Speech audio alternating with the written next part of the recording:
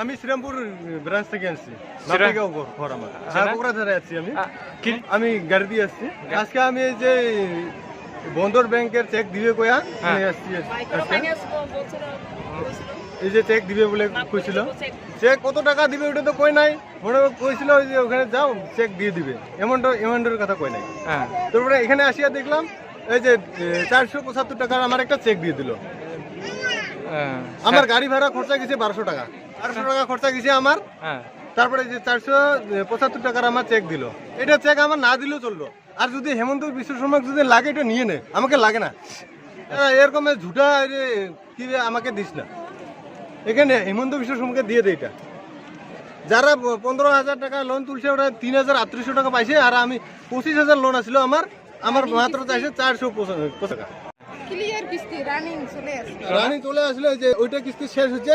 ওই যে এটা আমার নতুন আমার কিস্তি আছে, নতুন লোন নিয়ে যে চারটা কিস্তি গেছে। আর মাইক্রো ফাইন্যান্স থেকে হিমন্ত বিশ্ব শর্মা তো বারবার বলেই আছে বলে 25,000 করে লোন যদি ধার ওভারড্যু আছে শোধ করে দেবো। এই আয়া 500 টাকা দিয়ে শোধ করে দিল। 600 টাকা দিয়ে গাড়ি ভাড়া দিয়ে আসিয়া 500 টাকা দিয়ে মাইক্রো ফাইন্যান্স লোন শোধ মাপ দিয়ে দিল।